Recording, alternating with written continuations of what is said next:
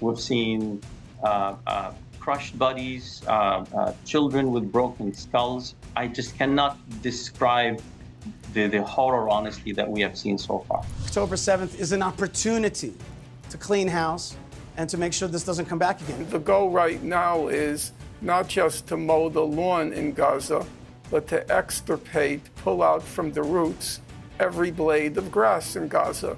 The point is, we're a tiny Jewish state within the Arab Muslim world, and if we don't defend ourselves, then we're an ethnic minority. Do you believe then you should also be entitled to the whole of Gaza? Absolutely. You're a war criminal because you are illegally settling in occupied Palestinian territory. What right does Israel have to just take over Gaza? You're not talking today to one of the liberal Jews. You're not talking to a government spokesman. Clearly. You're talking to one of the settlers. This is where we're from. This is where we're going to stay. Nothing is going to get us out. But the problem is you are sounding genocidal in the sense that you want to get rid of... Don't put silly words in my mouth. Well, Dr. Mosab Nasser is the CEO of the American medical charity FAJR Scientific, who is currently working in the European hospital between Khan Yunis and Rafah. And Dr. Nasser joins me now. Thank you very much indeed for taking time from what I know is a very, very busy, pressurised time for you there. Can you just tell me, you've come from the United States, I know. Obviously, when you look at these scenes from afar, they look horrific. What is the reality like on the ground? Thank you, Piers, for having me. The reality, I would say, is very different from the shots you see on TV. It is a million times worse. The way I like to describe it to people is like you just had a hurricane. Because I'm from Texas, I can talk about hurricanes. Imagine a hurricane hit a city, and then a major earthquake hit it again, followed by a tsunami. This is the reality on the ground in Gaza. If you visit Khan Yunis, like how we did in the past couple of days, actually we are in Khan Yunis, and between Khan Yunis and Rafah.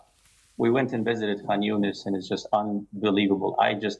While looking at the destroyed buildings, I kept asking myself, how can you create and make such destruction in such a record time?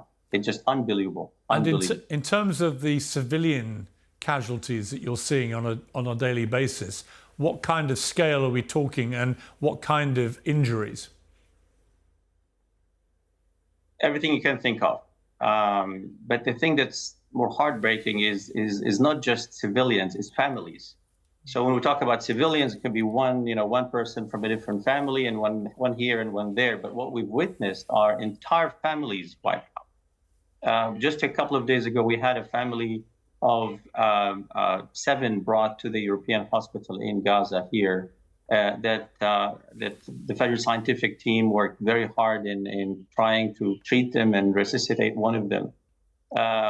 3 of them actually came to the hospital in a state of, I would say 2 were dead, 1 in a state of death, effectively. Our team spent about 45 minutes trying to bring someone back to life, and unfortunately failed. One of them came with the head and the entire torso effectively completely crushed, like an 18-wheeler just drove on top of him. Another one came completely dead with the face completely burnt, and the mother was following them screaming. And I asked her, "What's going on? Why? What happened?" She said, "Look, we live east of Khan Yunis, and we heard the bombing happening close to us in Rafah, so we decided to evacuate." Even though she said the area where we live is not considered a red zone, it's not a war zone, relatively safe. She said, we decided to leave. We packed our stuff on the back of a car. And I told my son, as soon as we were ready, I told him to go upstairs, just make sure that all the doors are locked before we leave the house. And suddenly I see a tank rolling close to the house. I thought it's just, we'll be safe. And she said, by the time my son went down, the tank hit the house, and several people were killed. She said, we didn't have cars because there's no gas in Gaza. So they have one car with gas that she could carry the 3-4 bodies with her and bring them to the hospital. 3 of them actually died, and the other 3 were seriously injured. So this is the reality. We've seen burns, we've seen broken bones, we've seen crushed bodies, children with broken skulls. I just cannot describe the horror, honestly, that we have seen so far. And it's quite likely to get immeasurably worse if there's a full-scale invasion of Rafah. I know that you were in a safe house with many of your team in Rafah, but you had to evacuate. Why was that? We call it the safe house that's no longer safe. We spent about a week in that house, and we were operating at the European hospital, kind of business as usual, dealing with the casualties and treating people with acute injuries and so on. But then 1 week into our stay at that house, we heard that the eastern part of Rafah was under evacuation. Our house, fortunately, happened to be in Block 6 in Rafah, and it was not in the area that was required to evacuate. So we thought we are relatively safe. And this house is considered deconflicted. So we are known, our position is known to the Israeli army and to the organizations that we have come with, primarily the WHO. It's a deconflicted house. So we decided to stay. But in the middle of the night, the bombings that took place within less than 500 meters radius was unbelievable. The sound, the shaking of the building, like literally in an unbelievable way, just scared the hell out of it. The level of terror at night was unbearable for any member of my team. I have 12 Americans, 3 Brits, 1 from Egypt and 1 from Oman, and we've all decided collectively that we're not going to spend the time any nights in this house anymore, even though we did not receive any evacuation orders. And we all basically came to the European hospital, and that's where we're staying since then. Israel insists that it's getting humanitarian aid through, including medical supplies. What is your experience of that? Are you getting these medical supplies? Unfortunately, not. I can tell you, my team at times feels useless. Honestly, I have the best of the best in terms of expertise between surgeons, primary care physicians, nurses, wound care specialists. But sometimes you have an injury coming to the emergency room, and you look for basic supplies, as simple as anesthesia medications. You don't have them. Blood, you don't have it. Basic wound care supplies, you don't have it.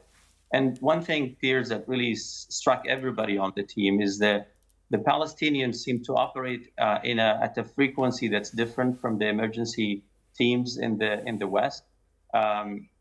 It's basically rationing of resources. Sometimes you have an injury that's coming to the hospital, and they say we can't do anything about it. The way we think, the way in America thinks, like, let's do whatever we can to save their lives, or his or her life.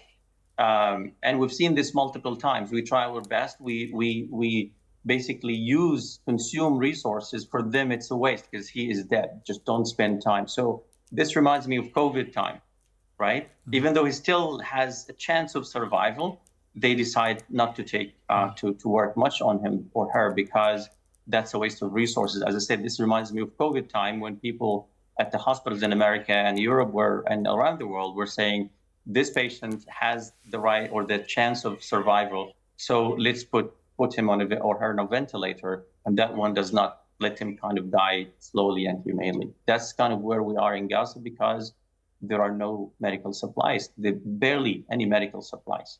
A lot of people die here. There are injuries of people that could, in the West, by the Western standards, could be saved. But here they cannot be saved because they have to go on a priority list, which is really, really heartbreaking. If there is a full-scale invasion of Rafah, as Prime Minister Netanyahu has indicated there will be, what do you fear may happen? Disaster, absolute disaster. Yesterday night, actually, or yesterday evening, I went and drove into Al-Mawasi area west of Khan Yunis. I wish if I could share these pictures with you. Literally all the way to the horizon, tents everywhere. Any direction you look, you see hundreds, actually thousands and thousands and thousands of tents everywhere, with families left stranded without water, without proper shelter. And Piers, let me kind of tell you how reality is on the ground in these camps. A lot of people in the West, in America, like where I come from, think that when Israel says we've evacuated Eastern Rafah, the first thing that comes to mind you give them warnings and you send them, air-conditioned buses. They board the buses and they go into these evacuation areas in Al-Mawasi. And by the time you get there, you have these beautiful tents lined up with sanitary facilities waiting for you. That's not true. I mean, what we had to run from our safe house that's no longer safe, literally under the bombardment of the Israeli army. We just gathered our stuff and ran out of this house, which is a typical Palestinian experience. We did it twice. Our presence and our stay here in Gaza, the Palestinians have done it more than 7 or 8 times in the past 7 months. And when they get to Al-Mawasi, it's a desert. It's really a sandy land, empty land, where people carry their belongings on the back of a car or a truck or a donkey. They just dump it there and they start figuring out what's next. First, no water. You don't have tents because the supplies are not allowed in. And so they have to figure out how to create a shelter. And the problem is, if to buy a tent in Gaza today costs more than $1,000 to $2,000 because you can't find it. No organization gives you tent. There are some in the past, but currently none. So you go with your family of 5, 6, 10 children and your wife in the middle of absolutely nowhere. You don't know where the water is. And I've seen it with my own eyes, and I'm more than happy to share. I actually see it on our Instagram page on FAJR Scientific that we posted or will be posted very soon. What people do, they dig a hole in the ground because they are near the beach. So the water table is very shallow, just about 2 meters deep, and then water comes out. So people collect that water and use it for drinking, washing, for everything. But the water is brown. It's brackish water.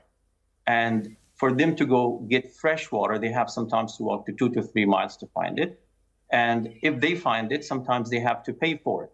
And it's very expensive. So things have gone 10 and 15 times in price, almost in everything in Gaza. Just to give you a simple example. For my team, for us to fill our cars with gas, 1 gallon of gas in Gaza cost $100. This is what we pay as an organization, $100 per gallon of gas. Apply this to everything. I don't like to describe this as a war. I like to describe it as madness, absolute madness. And have you seen any evidence of Hamas, either in Rafah or Khan Yunis? I hope you believe me if I tell you I haven't even seen a police in Gaza, which is also another shocking experience because you would expect in such circumstances, in the absence of police, that you will see chaos. People are, killing each other, but the crime rate in Gaza remains very low because people support each other and they kind of go through this tough experience together. We've been in Gaza. This is our second mission, so several weeks now in Gaza. Personally, this is my second week. I have not seen, and none of my medical team members have seen any form of militants either at the hospital or otherwise. All what we receive at the hospital are injured and killed civilians. And when I say civilians, I like to stress that they are families, a mother, a father, their children, injuries. One of the latest cases that we had to work on, a young man in his 20s, came in still breathing, but in a state of a shock. So the team tried to resuscitate him, but then they failed, and they decided to actually crack his chest open. And again, I'm sorry about the graphic description of the situation. And then they could not actually save him. So heartbreaking, absolutely horrific. I mean, honestly, I've seen so many things in my life. I was there looking. After 5 minutes, I personally felt dizzy. I just could not handle it. Can I ask you, let me ask you, yeah. Dr. Nasser, just finally, I mean, it takes a lot of courage to go to somewhere like that, knowing what may be coming imminently. What is it that motivates you to risk your own life to be there? I think we are at unprecedented time in history, Piers. And every member of my team would like to be part of it. That's something we will talk to our children and grandchildren about what happened in Gaza. It feels like a day of judgment to many. For the Palestinians, it's an endless suffering.